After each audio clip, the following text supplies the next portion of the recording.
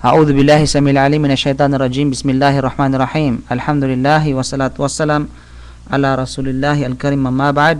Assalamualaikum warahmatullahi taala wabarakatuh. Lahat ng papuri at pasasalamat ay para lamang sa nagisang dakilang tagapaglikha, walang iba kundi ang Allah Subhanahu wa Ta'ala.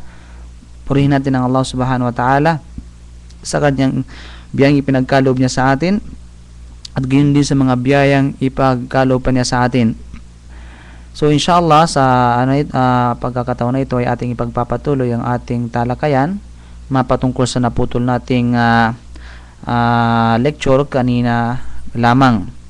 So inshallah, tulad na sinasabi natin kanina, na ang isa sa mga kadahilanan kung bakit ang isang tao na siya ay libing, yung taong binawian ng buhay ay magdudulot at papahirapan sa loob ng libingan, ay sa kadahilanan ang paghagulgol at pag-iyak ng matindi ng pamilya sa kanya. At nagbanggit tayo ng kwento ni Umar bin Khattab radiyallahu an, at gayon din ang hindi pagsang-ayon dito ni Aisha radiyallahu an, bilang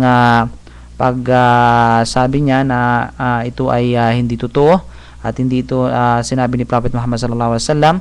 Ngunit ang sinabi ni Prophet Muhammad sallallahu alaihi wasallam ay ang Allah Subhanahu wa Ta'ala ay dadagdagan niya ang paghihirap ng isang hindi mananampalataya sa loob ng kanyang libingan sa pamamagitan ng paghagulgol at pag-iyak na matindi ng kanyang pamilya.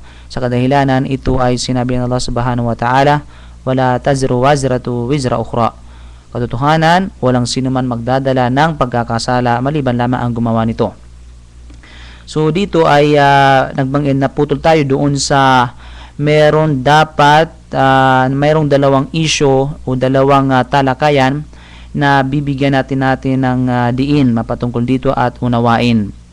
Unang-unang issue na dapat nating unawain ay walang iba kundi ang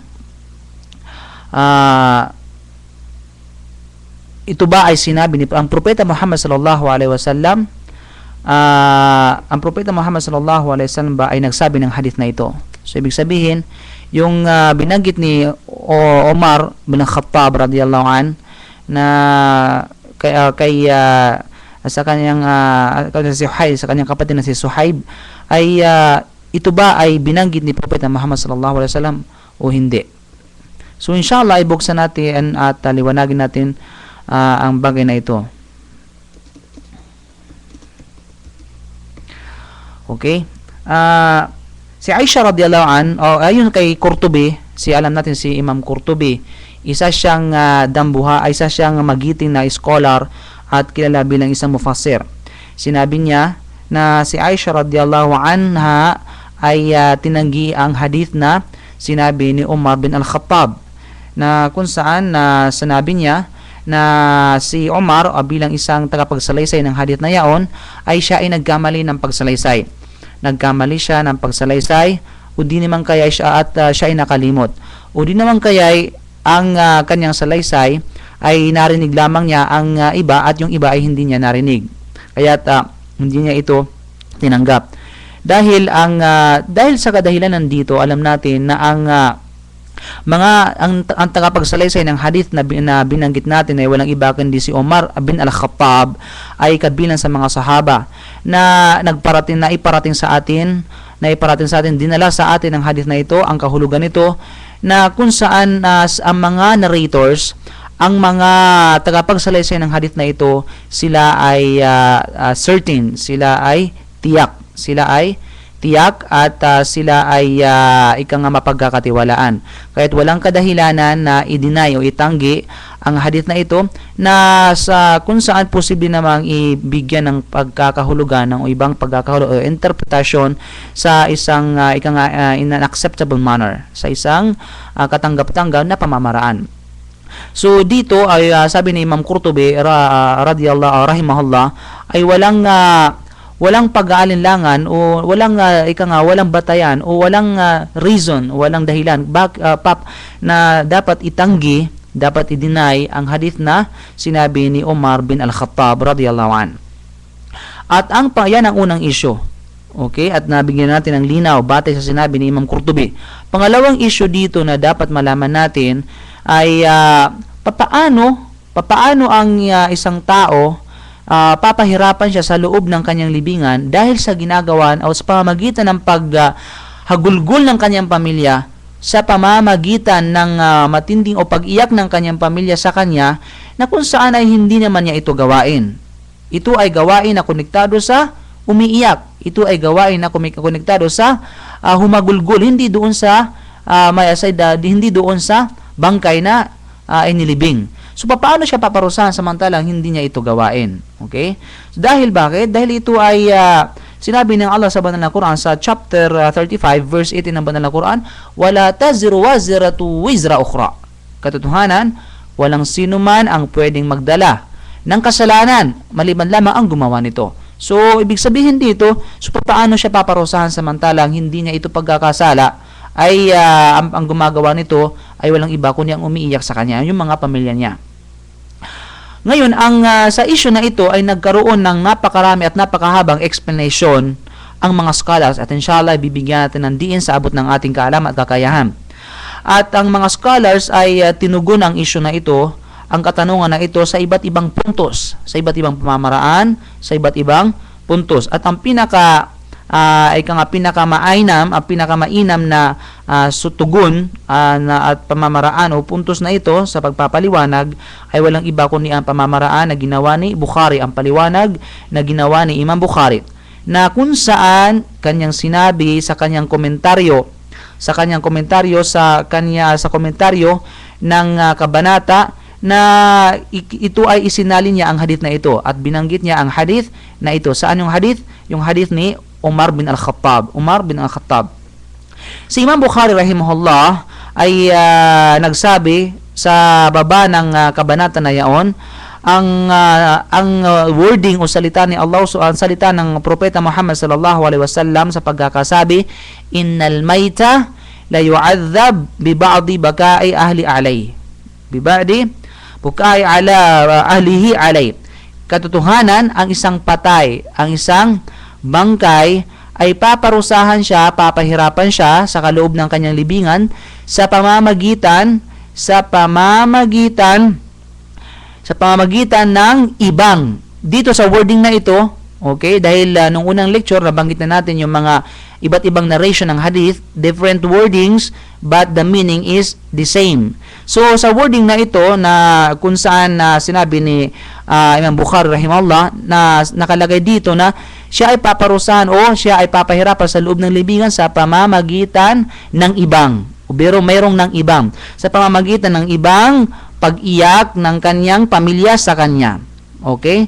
At dito dahil ang Allah Subhanahu wa Ta'ala binanggit niya ang isa sa mga talata ng banal na Quran sa chapter 66 verse 6 ng banal na Quran, sinabi ni Allah, "Qu anfusakum wa ahlikum nara."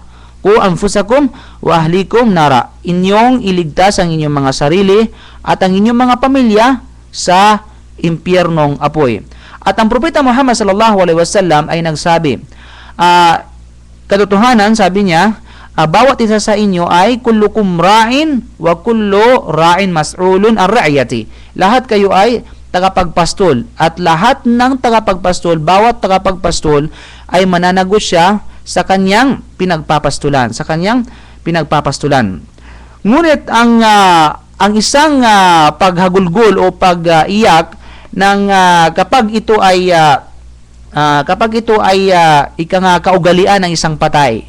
Ibig sabihin, kapag noong siya ay nabuhay pa, kaugalianan niya na umiyak din siya kapag merong isang pamilya na binawian ng buhay, kapag ito ang kanyang kaugalian, at pagkatapos namatay siya dito, o namatay siya, at pagkatapos ay ang kanyang pamilya ay umiyak din sa kanyang pamilya na humagulgulin sa kanya sa kanyang pagpanaw, ito na ang sinabi ni Aisha radhiyallahu an na kung saan nag-quote nung kinot yung banal na Quran, yung talata sa banal na Quran sa chapter 35 verse 8 na sinabi ni Allah, "Wala taziru waziratu wizra ukhra."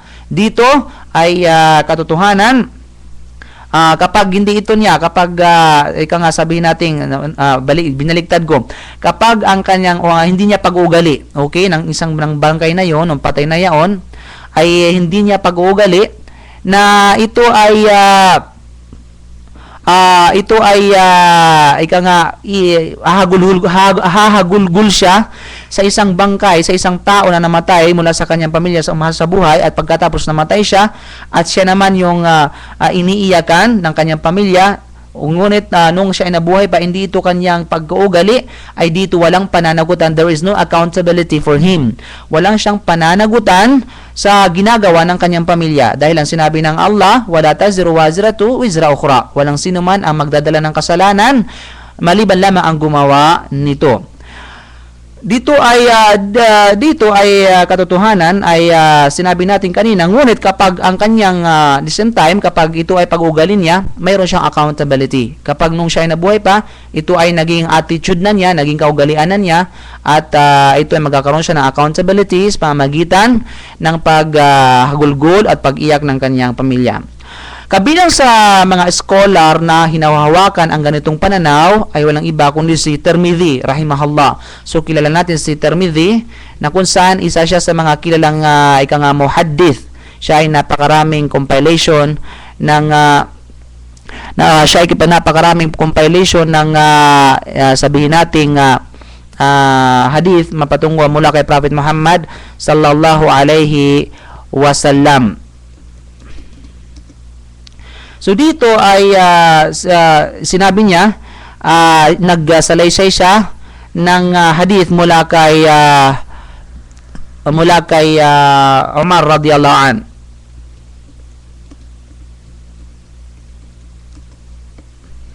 Nagsalaysay siya ng hadith mula kay Umar radiyallahu anhum na sa pagkakasabi innal maita la yu'adzab bibukai ahli alayhi. Katotohanan ng isang alipin o ang isang bangkay ay siya ay paparusahan o siya ay papahirapan sa loob ng libingan sa pamamagitan ng paghagulgol o sa pamamagitan ng pag-iyak ng kanyang pamilya sa kanya. At pagkatapos sinabi ni Qurtubi rahimahullah, si Tirmidhi ay nagsabi. So ito ay quotation na mula kay Imam Tirmidhi ayon kay Qurtubi. Sinabi niya na ang hadith na kung saan ni Umar ay sahih hasan hadith. Ibig sabihin ng sahih hasan hadith, dapat malaman ng mga mga nag-aaral ng sahih ng hadith na kung saan may mga kategorya ng hadith ay dito sinabi niya ito yung tinatawag na sahih hasan hadith. Nang ibig sabihin ng sahih hasan hadith, it's a term of hadith and discipline. Okay, sa mga mustalah hadith for sound, authentic and most reliable hadith and report. So dito ay authentic. Pag sinabing sahih hasan hadith, ito ay authentic na kailangan tanggapin at kailangan o gawin, maaring gawing dalil. So ang hadith ni Umar bin Khattab ay radiyallahu anhu, walang pag-alilangan, ito ay sahih hasan hadith, ibig sabihin authentic. Okay? May mga scholars na ibinilang na ang ibinilang bilang isang makruh, bilang hindi ka nais, ibig sabihin ng makruh, hindi ka nais ang pag-iyak, okay? Ang pag-iyak sa isang patay o sa isang bangkay. Sinasabi nila na ang bangkay o ang isang patay ay papahirapan sa kadahilanan o sa pamamagitan ng pag-iyak ng kanyang pamilya sa kanya. At ito ay ang tinutukoy dito, yung hadith na binanggit ni Umar ibn al-Khattab na unang mga nabanggit natin. Na ano yun? Yung sinabi ng Prophet Muhammad sallallahu alaihi wasallam, katotohanan, innal maita la yu'adzab bi ba'di bakai ahlihi alayhi. Katotohanan, ang isang maita ibig sabihin ng isang patay, ang isang bangkay ay paparusahan siya o kay papahirapan siya sa loob ng libingan sa pamamagitan ng pag-iyak at paghagulgol ng kanyang pamilya sa kanya. Pagkatapos ay sinabi ni Ibn al-Mubarak, okay, sana itong bangkay na ito kapag ipinagbawal niya sa kanyang pamilya ipinagbawal niya ang paghagulgol, nung siya ay nabubuhay pa, ay hindi siya magkakaroon ng accountability. Sabi dito ni Ibn al-Mubarak bilang karugtong bilang explanation ng hadith na ito, sinabi niya, sana kung dapat at narapat sa isang bangkay na ipagbawalan ang kanyang pamilya, na huwag siyang ihiyakan, huwag siyang hagulgulan, upang sa ganun hindi siya magkakaroon ng accountability o hindi siya papahirapan sa loob ng libingan. Ang ganitong uri ng pag-unawa sa hadith ay ito yung pananaw ni Qurtubi. Ang tulad na sinasabi natin, inexplain na natin yung pananaw na ito ay sinang-ayunan din ni Imam Qurtubi, na kung saan kanyang sinabi, may mga scholar na nagsasabi na kapag ang bangkay o ang isang namatay ay papahirapan sa loob ng kanyang libingan sa kadahilanan ng paghagulgol at pag-iyak ng kanyang pamilya na buhay, ang pag-iyak na ito ay kapag nag-ugali o kaugalian ng isang taong namatay nung siya ay buhay pa, at ito ay nakasanayan niya na umiyak din siya, na kapag isa sa mga pamilya niya ang namatay, so naging kaugalian na ito ay dito ay at nagustuhan nung namatay na ito ang bagay na ito, ay ito rin ay katulad ng pag-instruct, pag-utos sa mga pamilya na naiyakan siya, so dito magkakaroon siya ng accountability. I-epekto sa kanya, magkakaroon siya ng pagpapahirap sa loob ng libingan. So, kailangan ng isang Muslim, huwag niyang utusan ng kanyang pamilya na siya ay hiyakan, na siya ay hagulgulan, na kapag siya ay bawian ng buhay. Bagkus ay sasabihin lamang na instead na iiyak kayo, ay mas mainam na kayo ay magdua sa Allah subhanahu wa ta'ala para sa akin, upang sa ganon ay ito ay magkakaroon ng benepisyo sa isang patay. So dito ay mga kapatid, ay ang mga bagay na ito i-explain pa natin na ang paghagulgol na sinasabi sa Tagalog, sa English o willing, okay? At ang pagsampal sa mukha, sinasampal mo ang mukha, at pagkatapos ang pagpunit ng sabi natin ng damit, pagpunit ng damit ng unang kasuotan, ay ito yung attitude, ito yung kaugalian ng mga tao ng mga kamangmangan. Mga tao na mga mangmang sa panahon ng kamangmangan. So dahil nung panahon ng kamangmangan, ito yung kanilang ginagawa, na kapag may namatay isa sa kanila, ito ang kanilang ginagawa, sila ay humahagulgol sa patay, at pagkatapos sinasapak nila ang kanilang mga pagmumukha, at pagkatapos ay pinupunit nila ang kanilang mga damit o kanilang mga sinusuot. So ito ay kaugalian ng kamangmangan. So, ang hindi lang yan ay hinihiling pa nila sa pamilya nila na siya ay iyakan at hagulgulan siya pag siya ay binawian ng buhay. At hindi lang yan, ay ipinaparating pa sa ibang ibang tribo na binawian si Pulano. Kailangan iparating sa ibang tribo na ito na binawian si Pulano upang magkaroon sila ng kaalaman. So, dito ay ito ang pinakakilala na pag-uugali o pinakilala na kaugalian ng mga kamangmanga sa panahon ng kamangmangan. At ito ay karaniwan na kanilang idinadaan sa tula. Idinadaan nila sa tula. Dito ang isang namatay, ang isang bangkay na karapat-dapat na mag-ani, kakarapat-dapat na pahirapan sa loob ng libingan, sa kadahilanan ay sinasabi niya ito. Okay, sinasabi niya at inutusan niya sa kanyang pamilya na siya ay iyakan. So dito, kapag ginawa ng isang tao yan, halimbawa sasabihin ngayon ng isang tao ni Pulano, kayo, pag ako'y pumanaw, ay kailangan umiyak kayo, kailangan ang humagulgul kayo, at kailangan malungkot kayo. So dito ay katotohanan, magkakaroon ng panuparusa at paghihirap ang tao na yaon, yung nagutos sa kanya. So napakalinaw dito. At ito ang pananaw na ito ay sinang-ayunan din ni Ibn al-Athir. Sinang-ayunan ni Ibn al-Athir sa Jami al-Usul.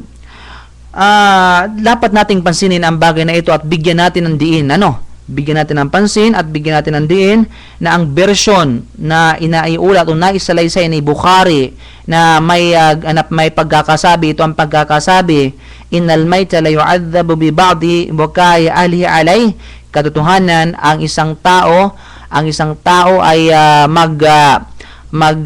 papahirapan siya ay papahiram, mga kadanas ang pagpapahira sa loob ng libingan dahil sa pamamagitan ng iba. Yung wording na ito, sa pamamagitan ng ibang pag-iyak ng kanyang pamilya sa kanya. Ay hindi siya papahirapan sa loob ng kanyang libingan sa pamamagitan ng lahat ng mga iyak ng kanyang pamilya. Dahil ang wording ni Prophet Muhammad sallallahu alaihi wasallam, napaparusahan lamang siya sa pamamagitan ng ibang pag-iyak. Bakit? Bagamat iba ang ibang pag-iyak, dahil hindi lahat ng pag-iyak ay pare-pareho. Merong iyak na talagang humahagulgul, merong umiyak na halos mawala ng malay dahil sa sobrang iyak, meron namang umiyak na pa-cute. Okay, sabi nating pagimpi ang dating, ika nga. So, yon ay hindi pantay pa at hindi pare-parehas ang hukom dito. Kapag ang isang tao na sinasabing humahagulgul siya na halos mahimatay na siya dahil sa sobrang iyak doon sa bangkay na ito ang hindi pwede. Fahada la yajuz. Yan ang hindi pwede. Okay? Ngunit ang pag-iyak na it's normally na ang isang tao ay umiyak dahil nasasaktan siya, dahil nalulungkot siya, tapos ang kanyang luha ay na tumutulo ang kanya sa bagay na ito, it's normal reaction of human being, ika nga. So hindi ito napapasok dito. Yan ay pwedeng gawin. Bakit? Ano ang dalil natin? Dahil si Propeta Muhammad sallallahu alaihi wasallam, nung siya ay iniwan ng kanyang anak na walang iba kundi si Ibrahim. Sabi ni Propeta Muhammad sallallahu alaihi wasallam, al-ainu tadma'u wal qalbu yahzanu wala naqulu illa ma yarda ar-rabb wa inna bi firaqika ya Ibrahim lamahzunun. So dito sabi ni Propeta Muhammad sallallahu alaihi wasallam, ang mata ay tumutulo at ang puso ay nalulungkot, at hindi kami magsasabi maliban lamang sa ikalulugod ng Panginoon. At katotohanan, kami ay sa pagpanaw mo Ibrahim ay kami ay malulungkot. O dito, pinatunayan ni Propeta Muhammad sallallahu alaihi wasallam, maging si Propeta Muhammad ay umiyak siya nung umalis nung pumanaw si Ibrahim. At gayon din na ang kanyang puso ay nalungkot. At sinabi pa mismo sa ibang hadith niya, naalala ko, sabi ni Propeta Muhammad sallallahu alaihi wasallam, isma'u inna Allaha la yu'adzab bidam'il 'aini wa la yahzanul qalb wa inna ma yu'adzabu bihadha aw yarham wa ashara ilayhi ila lisanihi. So dito sinabi ni Propeta Muhammad sallallahu alaihi wasallam, makinig kayo, ang Allah subhanahu wa ta'ala ay hindi magpaparusa sa isang tao sa pamamagitan ng pagtulo ng kanyang luha sa kanyang mga mata o sa pamamagitan ng pagkalungkot sa kanyang puso, ngunit paparusahan siya sa pamamagitan o ipinagbawal sa kanya sa pamamagitan ng pagsabi ng hindi ka nais-nais sa tuwing papanaw ang isa sa mahal niya sa buhay. Dito at itinuro niya ang kanyang dila. Ibig sabihin, kapag ang isang namatayan, ang pamilya na namatayan, ay kapag pumanaw ang isa sa kanilang pamilya ay nagsasalita ng hindi maganda, halos sisisihin niya ang Allah subhanahu wa ta'ala dahil sa pagkawalan niya. Halos sasabihin niya, bakit ang kapitbahay namin ubod ng sama? Bakit siya Panginoon ko, bakit hindi mo siya kinuha? Bakit ito pang aking asawa, ito pang aking anak na sobrang bait? So bakit mo pa siya kinuha? Bakit hindi yung kapitbahay ko? So dito nagsasalita siya ng mga hindi ka nais-nais na hindi kalulugod ng Allah. So dito ay magkakaroon siya ng parusa, yaong nagsalita mismo, at gayon din aapekto doon sa bangkay na kanyang mahal sa buhay. So kailangan isang Muslim pigilan, magsabar sa bagay na ito dahil ang pagtitimpi sa mga oras na ito ay kalugod-lugod sa Allah subhanahu wa ta'ala. So dito ay sabi pa sa hadith ng Prophet Muhammad sallallahu alaihi wasallam, al-maytu yu'adzabu fi qabrihi bima niha alay. Katotohanan, ang isang tao, ang isang bangkay, ang isang patay ay paparusahan siya sa loob ng kanyang libingan o papahirapan siya sa loob ng libingan niya kapag ang sinuman mula sa kanyang pamilya ay humahagulgol o sinumang tao ay hahagulgol sa kanya. At sinabi pa ni Prophet Muhammad sallallahu alaihi wasallam sa isang hadith, "Laisa minna man latama al-khadid, man matama al-khudud aw shaqqa al-juyub aw shaqqa al-juyub aw da'a bid'awal jahiliya."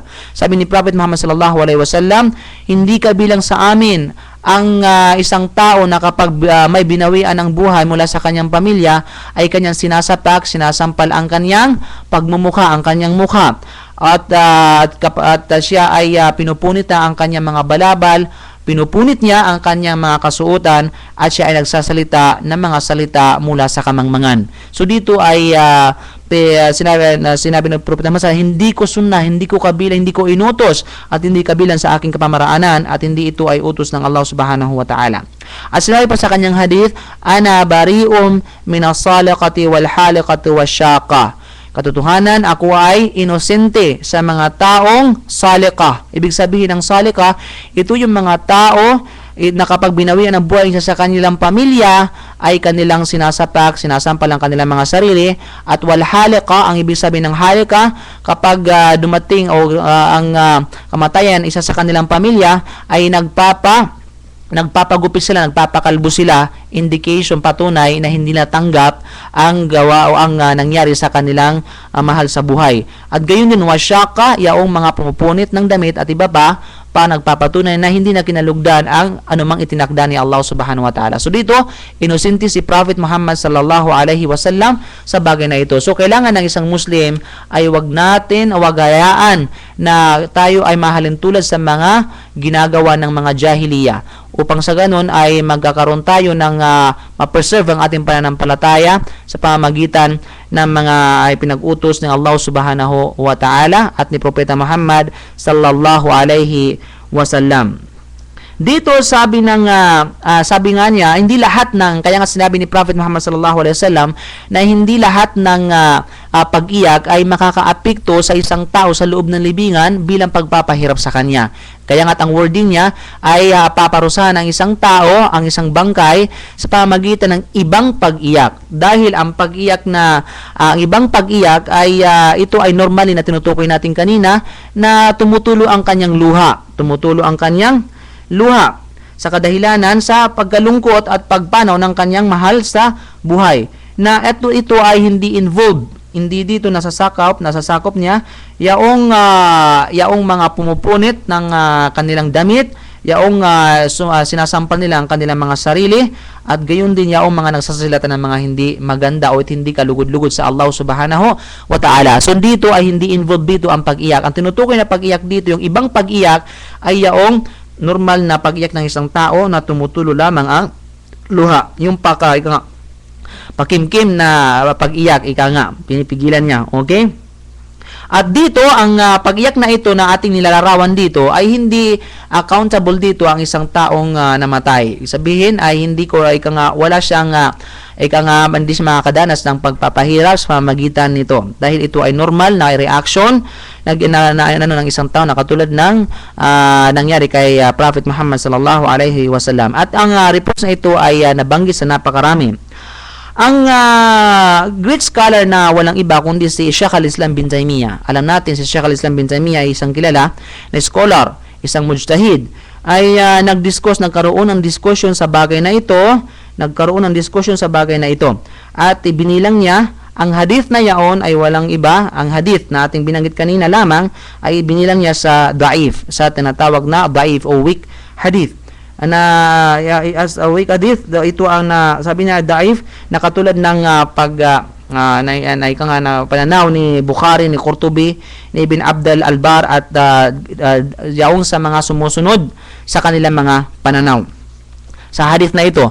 At katotohanan, sabi niya, ang isang tao na patungkol sa hadith na ito, ang isang tao ay magpapahirapan sa loob ng libingan sa pamamagitan ng pag-iyak ng kanyang pamilya. Ang pag sinabi kong pag-iyak dito, ang tinutukoy dito yung parusa, papahirapan siya sa pamagitan ng pag-iyak. Ang tinutukoy kong pag-iyak dito yung paghagulgul, yung matinding pag-iyak. Pagkatapos mabanggit ang teksto na naiulat mula sa mga bagay na ito concerning that, si Sheikh al-Islam bin Taymiyyah ay nagsabi, ito yung tinanggi na ang pananaw na ito ay tinanggi ng karamihan ng mga scholars, kahit pa ang mga scholars noong mga panahon ng earlier generation at later generation. Okay, both earlier and later generation, ang ganitong pananaw ay tinanggi. At binilang nila na kapag ang isang tao ay paparusahan at magdadanas ng ikangapighati o pagpapahirap sa loob ng libingan, na kung saan ay papaano ito hindi naman ito kanyang gawain. Bagkus ito ay ginagawa, ang gawain na ito, ang gumagawa nito, yung kanyang pamilyang gumagawa nito na humahagulgul sa kanya. So sila dapat ang parusahan. Bakit? Dahil ito ay kumukontra sa aya na binanggit natin kanina sa chapter 35 verse 18 na sinabi ni Allah, wala taziru waziratu wizra ukhra. So dito ay kaya nga ni-refute ni Sheikh al-Islam bin Taymiyyah ang mga ibang mga pananaw. Kahit sinabi niya papaano ang isang tao paparusahan samantalang hindi niya ito gawain. At nagkakaroon sila, they have a different ways of dealing with those sahih ahadith. Okay? Nagkaroon silang iba't ibang uri na paano i-deal yung iba't ibang uri ng tinatawag na sahih ahadith. May mga scholar na nagsuggest na ang mga narrators, ang mga tagapagsalaysay ng hadith na pinagtatalunan natin, na diniscuss natin, katulad ni Omar bin Al-Khattab, at gayon din na sinabi nila na ito ay nagkamali si Umar bin Khattab. Siya ay nagkakamali sa pag-narrate, ika nga. Dito ay ito ay view at ito ay sabi nating pananaw ni Aisha radhiyallahu anha. Pananaw ni Aisha radhiyallahu anha. At sinang-ayunan ni Shafi'i. Sinang-ayunan ng mga Shafi'i at ang iba pang mga scholar. At ang iba naman mayroong nag-interpret na ang kaso na ito, ang kaso sa isang bangkay na pinarusahan, ay kapag ang isang bangkay ay siya ay tinalaga niya at inutusan niya, tinagubilin niya sa kanyang pamilya na siya ay hagulgulan o kaya iyakan ng matinding pag-iyak. At siya ay magpaparusa batay sa kanyang kahilingan patungkol doon. At ang pananaw na ito ay pananaw din ng mga grupo ng mga scholar, kasama na rito si Al-Mazani at ang ibang mga scholar. At mayroon din mga scholar na nag-interpret ng hadith na ito na ating tinalakay, na ang kaso na ito, ang tinutukoy sa kaso dito sa hadith na ito ay ito yung mga tao, ito yung mga patay na, ito yung mga bangkay na yung nakaugalian na dati, na tulad ng na-explain natin, kapag kaugalian na nila nung sila ay buhay pa, na umiyak din, at pagkatapos siya ay iniyakan din ng kanyang pamilya, doon ay magkakaroon siya ng accountability. At yung bangkay na ito ay magpaparusa o kaya paparusahan siya o kaya papahirapan siya sa hindi pagpigil ng paggawa ng kasalanan. Anong kasalanan ito? Yung pagsabi, hindi niya pinigilan ng kanyang pamilya sa pag-iyak, na wag siyang iyakan ang kanyang pamilya kapag siya ay naghihingalo at iba pa. At ang pananaw naman na ito ay pinanaw rin ng ibang mga scholar na katulad na ni Ibn Taymiyyah, ng tatay ni Ibn Taymiyyah, ng lulo ni Ibn Taymiyyah na si Abul Barakat.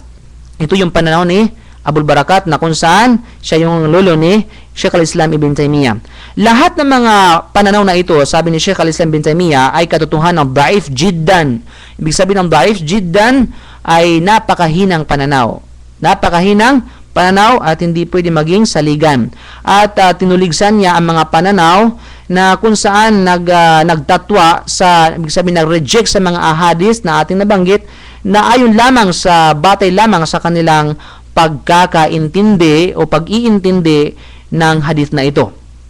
At sinabi niya bilang pagpapatuloy ng kanyang eksplanasyon sa Majmu' al-Fatawa, at ang sahih hadith ay napakalinaw na inaiulat mula sa napakaraming mga tao,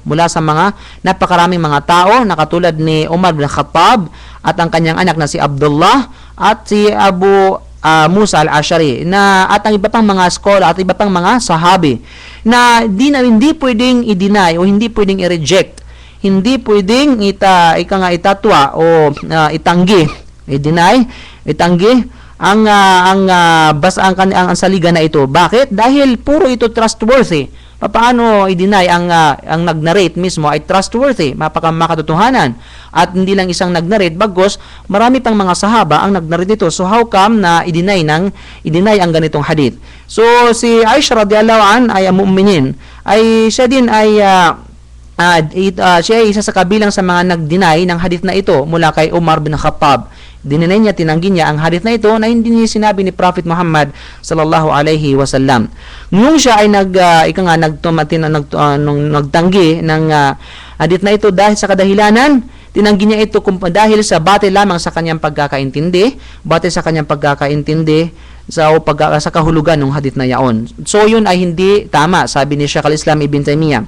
Ngunit hindi ito ang kaso na dapat bigyan natin ng tinatawag na usapan o kaya papalawagin. Ang sinuman ang nag-aakala na sa papatungkol sa bagay na ito ay sinuman nag-isip papatungkol sa bagay na ito ay katiyakan matatagpuan niya na ito ay napakalinaw na sahih hadith, na authentic hadith na hinatid sa atin sa pamamagitan ng mga makatotohanan na tagapagsalaysay walang iba kundi ang mga sahaba, at kailanman ay hindi pwedeng itong itanggi batay lamang sa saligan o sarili ng pag-intindi, at maliban na lamang kapag siya ay nagkamali sa bagay na ito.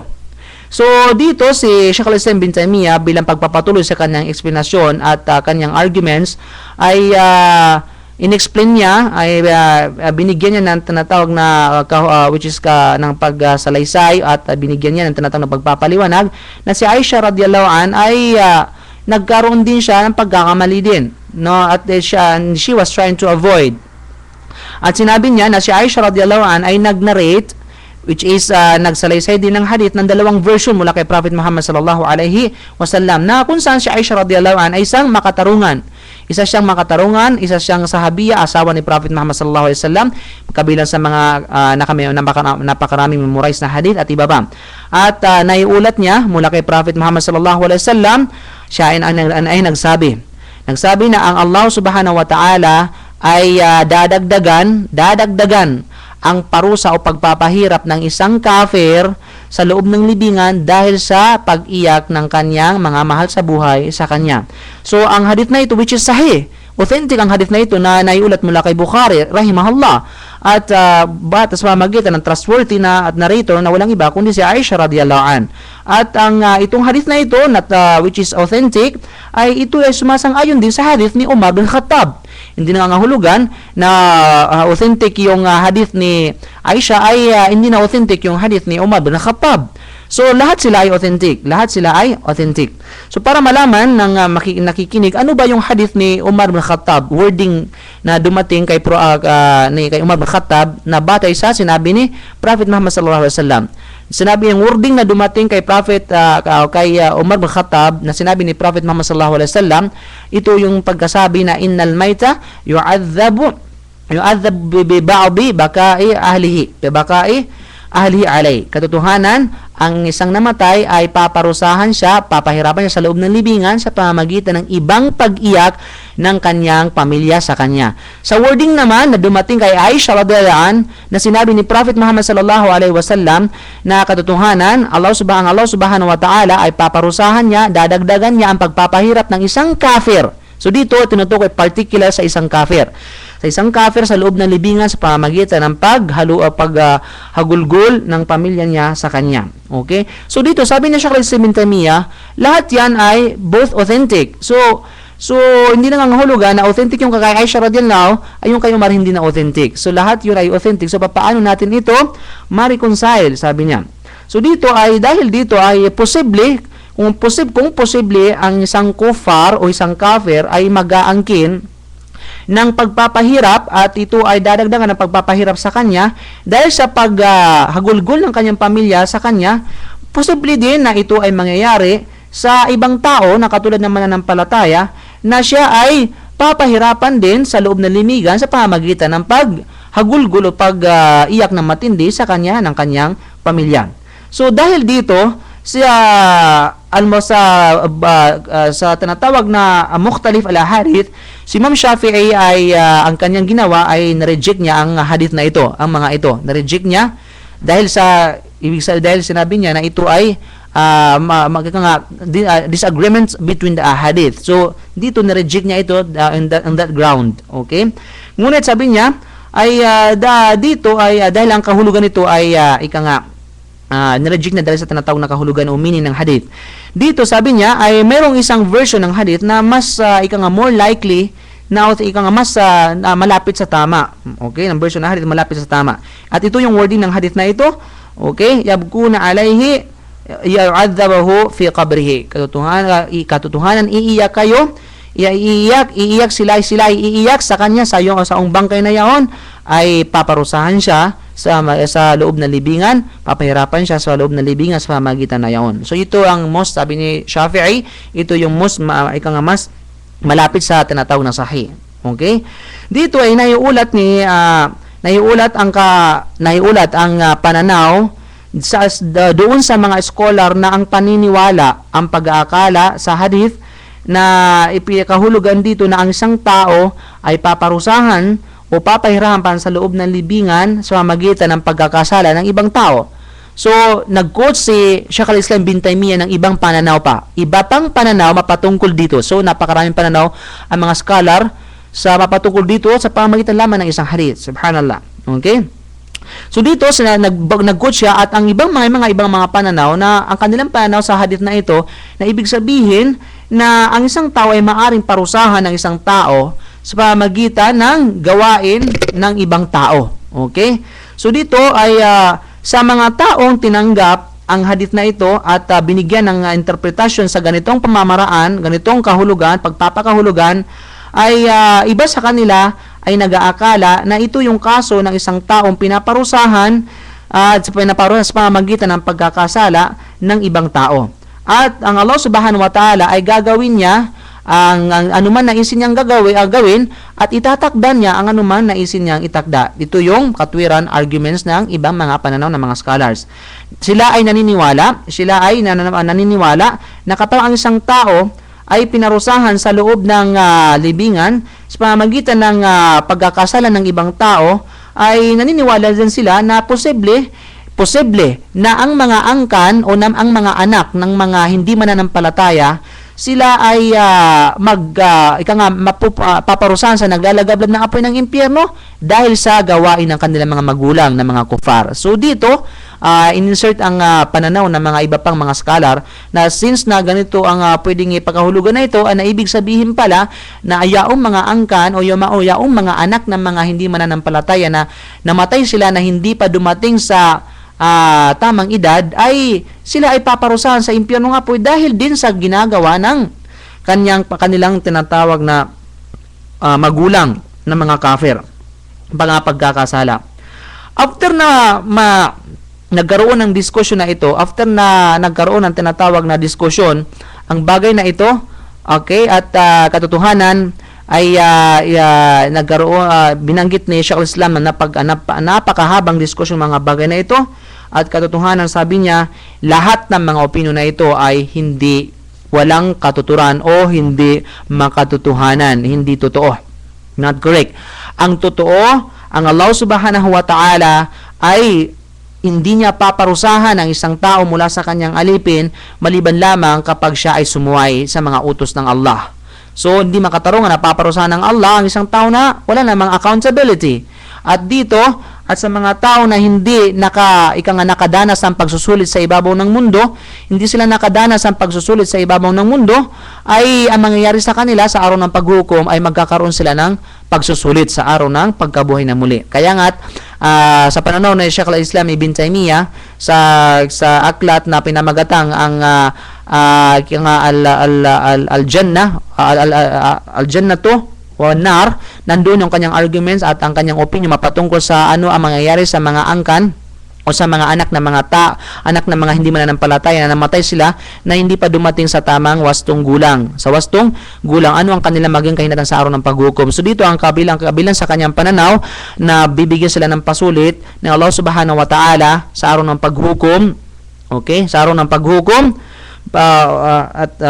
bibigyan sila ng pasulit. Okay, ni Allah Subhanahu wa Ta'ala. Kanyang sinabi as bilang isang pagpapahirap sa isang bangkay ay hindi pwedeng sabihin at hindi sabihin na ang isang bangkay ay pinaparusahan dahil lamang sa pag-iyak ng kanyang pamilya sa kanya. At ang bakit?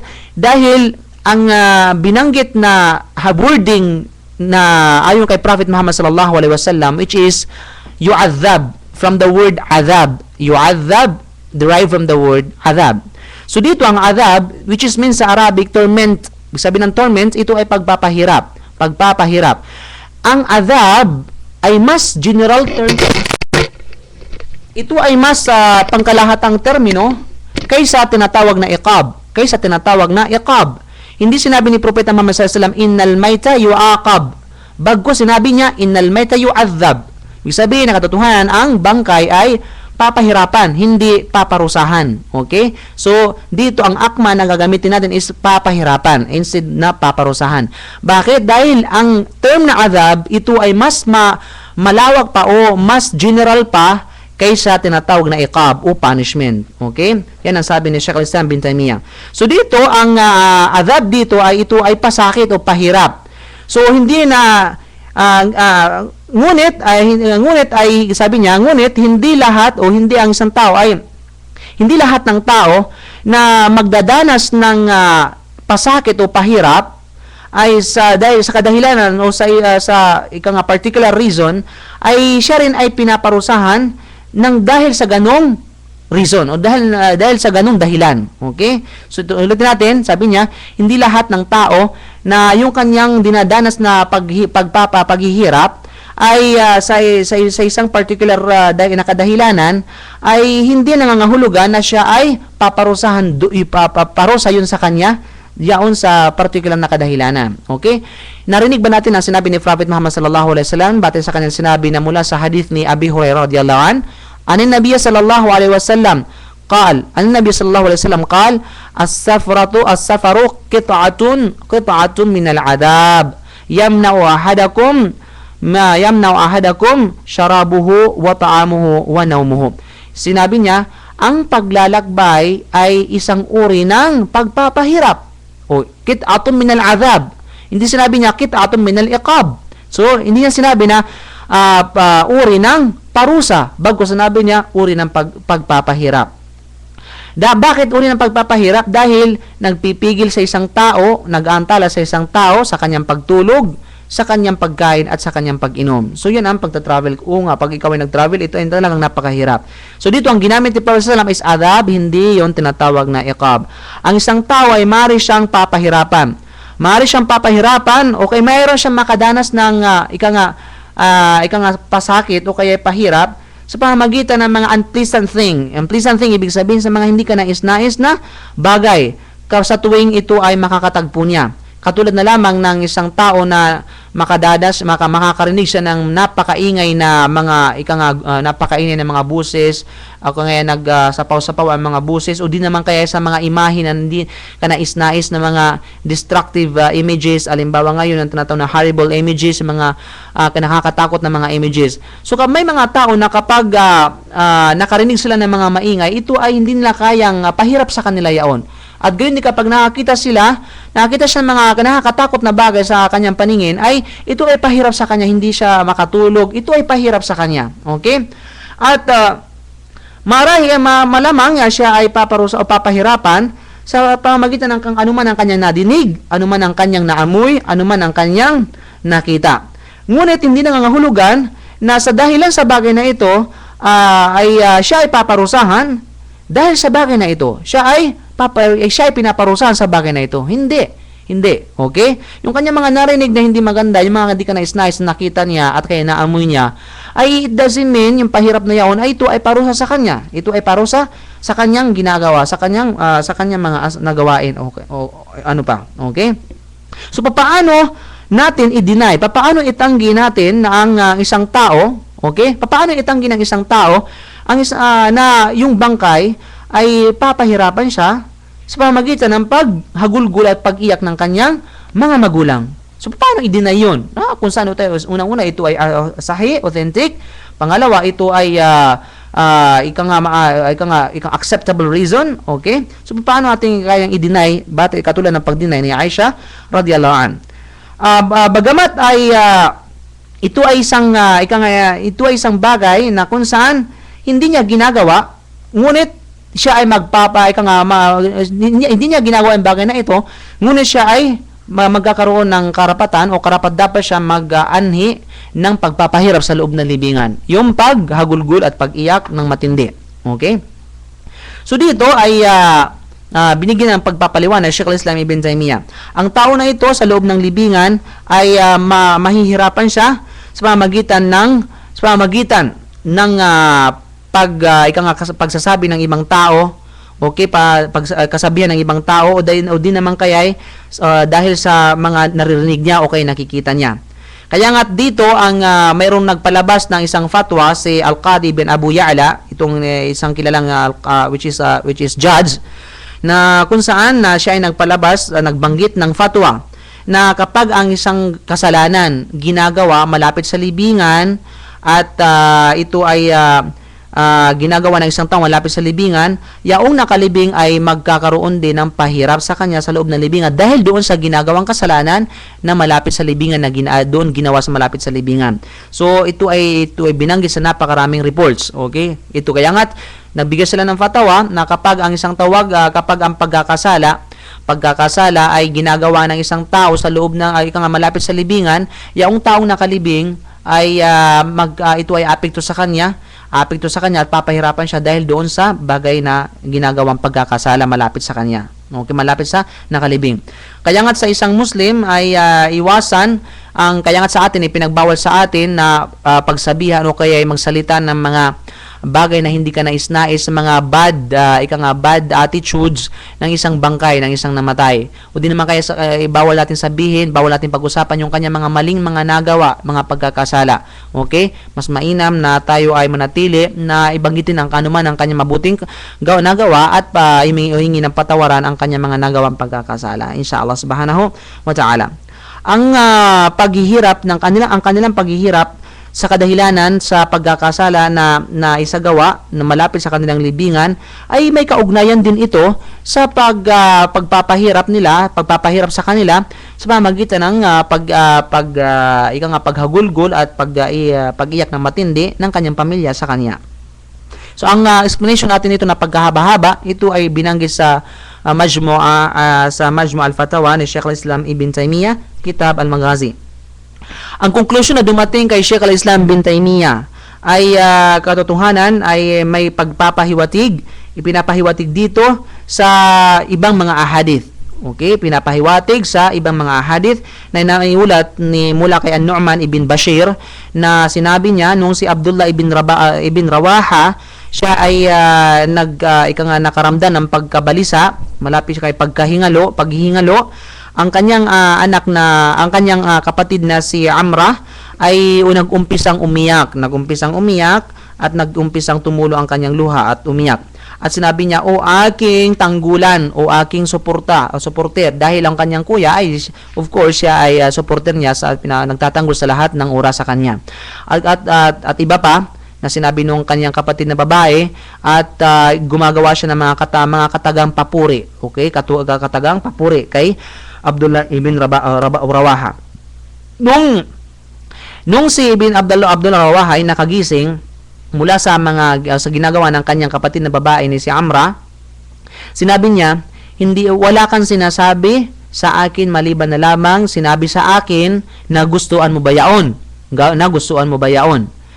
Ngunong siya ay namatay, si Abdullah bin Rawaha ay kailanman hindi na umiyak pa ang kaniyang kapatid na babae na si Amra. Ang kahulugan sa hadith na ito na kung saan pinapahiwatig at binibigyan ng paglilinaw sa hadith ni Propeta Muhammad sallallahu alaihi wasallam na naiulat mula kay Abu Musa al-Ash'ari na kung saan ang Prophet Muhammad sallallahu alaihi wasallam ay nagsabi, walang isa mang tao na namatay na namatay at ang kanyang pamilya ay nagsimulang umiyak, nagsimulang humagulgol sa kanya at ang sasabihin sa kanya doon sa bangkay, o aking suporter, o aking tagapagtanggol, o aking maestro at iba pa. Maliban na lamang mayroong dalawang anghel na itatalaga doon sa naghihingalo, doon sa bangkay, doon sa doon sa naghihingalo, itatalaga sa kanya at papaluin ang kanyang dibdib at sasabihin ng mga maanghel sa kanya, nagustuhan mo ba yaon? Nagustuhan mo ba yaon? So dito ay naiulat mula kay Tirmidhi at sinabi ni Tirmidhi, Garib Hasan Hadith. Ibig sabihin na Garib Hasan Hadith, ito yung good hadith though narrated by one person. So authentic ito. So dito ay kailangan ng isang tao ay wag kang magulgul, wag magsabi ng anumang bagay, bagkus magduan na lamang siya sa kanyang pamilya. Si Al-Hafidh ay nagsabi sa aklat na Talkhis, pagkatapos na banggitin ang hadith, ng hadith, ikot niya ang hadith, ito ay naiulat at nilagay niya sa class sahih at authentic hadith sa pamamagitan ni Al-Hakim. At ito ay mayroon ding pinapatutuhanan din ng ibang mga hadith mula sa mga sahih hadith mula kay An-Nu'man ibn Bashir. So dito nagkaroon ng corroboration, nagkakaroon ng tinatawag na sinusuportahan ang bawat isa, pinapatutuhanan ang bawat isa sa pamamagitan ng ibang mga hadith. At merong isang bagay na dapat bigyan natin ng diin. Bigyan natin ng diin dito ang bagay na ito, na hindi lahat ng tao, hindi lahat ng bangkay o hindi lahat ng patay ay makakaranas ng ganitong uri ng parusa. Hindi lahat, ulitin natin, hindi lahat ng tao na namatay ay makakaranas ng pagpapahirap doon sa loob ng libingan sa pamamagitan ng paghagulgul at pamamagitan ng matinding pag-iyak ng kanyang pamilya o sa kanya. So hindi lahat makakaranas ng ganitong pagpapahirap sa loob ng libingan. Dahil sa kadahilanan na ang mga dahilan ng pagpapahirap sa loob ng libingan ay maaring ito ay matatakasan. Maaring hindi mararanasan ito ng isang tao sa maraming kadahilanan. Nakatulad ito ni binanggit ni Sheikh al-Islam Ibn Taymiyyah sa kanyang Majmu' al-Fatawa, na kanyang sinabi na ito yung kaso sa mga tao, ang kaso sa mga tao na kung saan may mga kalakas sila, mayroon silang lakas o kakayahang may sapat na kakayahan, sapat na lakas na hindi maapektuhan sa mga bagay na kanilang narinig na hindi ka nais-nais, sa mga bagay na sabihin nating malakas, naghihiyawan ng mga buses, okay, nagsasapawan ng mga buses, malakas na mga buses, o di naman kaya sa mga nakakatakot na mga imahe. May mga tao na hindi nila, yung bang okay lang sa kanila ito, hindi sila naapektuhan. Hindi sila nahihirapan sa mga bagay na ito. Okay, dahil sa sanay natin iba pa. Gayon din, may mga tao din na gadun din sa tinatawag na sa loob ng tinatawag na libingan. Okay, may mga tao na hindi nakakaapekto dito, yung mga ganitong uri ng mga paghagulgol sa kanya ng kanyang pamilya sa kanya. Na katulad ng nabanggit na sa ahadith na kung saan sabi niya ni Sheikh al-Islam Ibn Taymiyyah na ang mga ahadith na mapatungkol na naibanggit na tungkol sa isyong babala, mapatungkol dito sa kadahilanan ng pagkakaroon ng tinatawag na paghihirap sa isang tao sa loob ng libingan, at ay maring yung punishment na ito ay katotohanan, ay alam natin ay hindi pwedeng takasan ng sinuman, ngunit maaring maiba ito, sa pamamagitan ng ibang mga pamamaraan, sa pamamagitan ng mga tinatawag na humahadlang dito. Ano yung mga humahadlang dito? Okay, ulitin natin. Hindi aapekto sa isang tao yung paghagulgol ng kanyang pamilya, okay, sa isang taong namatay, okay, dahil mayroong humahadlang dito. Ano yung humahadlang dito? Banggitin natin, kabilang na rito ay walang iba kundi yung acceptable repentance, yung katanggap-tanggap na pagpapatawad, paghingi ng kapatawaran sa Allah, panumbalik sa Allah. So kapag ang isang tao ay pinatawad ang kanyang panumbalik, ang kanyang tauba, ay marahil ay inshallah subhanahu wa ta'ala ay pipigilan ang pagpapahirap sa pamamagitan ng paghagulgul o malaking matinding pag-iyak ng kanyang pamilya sa kanya. Gayon din naman sa pamamagitan ng good deeds which cancel out bad deeds. Kapag ang isang tao nung siya ay buhay pa, mahilig siyang gumawa ng pagkakasala, mahilig siyang gumawa ng mga kabutihan. Halos ang kanyang ginagawa ay puro kabutihan. So dito, ang mga kabutihan na ito ay pinapawalang bisa at ini-erase ang kanyang mga bad deeds. Tandaan natin na nakalagay sa banal na Quran, katotohanan, ang kabutihan ay nakapagpapa-erase, nakapagbubura ng mga kasamaan. At gayon din ang calamities which expiate for sin. May mga kalamidad na kung saan dadating sa isang tao na ito ay makapagpapawalang bisa sa kabayaran sa kanyang pagkakasala o shortcomings. Halimbawa ngayon, isa sa mga hadith ni Prophet Muhammad sallallahu alaihi wasallam na kapag ikaw ay natinik, yung tinik na ito kapag ikaw ay nagtimpi hindi ka nagsasalita laban dito, ay katotohanan ay kabayaran yun sa mga pagkakasala mo. Okay? So dito ay napakalinaw. Okay? At gayon din, by the intercession of one whose word is accepted. Marahil ay sa pamagitan ng intercession o mediator at yung kanyang salita ay tinanggap ni Allah subhanahu wa ta'ala, yung kanyang pamamamagitan. Okay? So dito ay inshallah subhanahu wa ta'ala ay siya ay hahadlangan ng hindi makakapekto sa kanya yung paggagugol ng kanyang pamilya sa loob ng libingan. O di naman kaya by the grace of Allah subhanahu wa ta'ala and by His mercy and by His forgiveness. Dahil din sa habag ni Allah subhanahu wa ta'ala at awan niya at kapatawaran niya, ang tao ay hadlangan, hindi makakapekto sa kanya sa loob ng libingan ang paghagulgol at pag-iyak ng kanyang pamilya. Dito sa conclusion na ito, ay bilang conclusion ay binigyan ng explanation ni Shaykh al-Islam bin Taymiyyah na ang isang tao na ang isang pagpapahirap na dinadanas ng isang tao sa pamamagitan ng yung mananampalatayang tao sa pamamagitan ng kanyang pamilya ay dito ay sa kanyang libingan dahil sa ng kanyang pamilya ay ibig sabihin dito ito yung sabihin natin ito yung binigay na dahilan ni Allah subhanahu wa ta'ala na babayaran ang kanyang mga maling o kanyang mga bad deeds o kanyang mga masamang ginagawa inshallah subhanahu wa ta'ala. So Allahu a'lam bisawab sa mga paliwanag ng mga scholars dito and binibigyan lamang natin linaw dito kung ano yung mga opinions ng iba't ibang uri na mga pananaw ng mga scholars. Sa ayon lamang sa nag-isa-isang hadith na mula kay Umar bin Khattab at kay Aisha radhiyallahu anha. Dito ay matutunghayan ganito ang Islam, napakalawak. Okay? Napakalawak ng Islam, napakalalim ng Islam.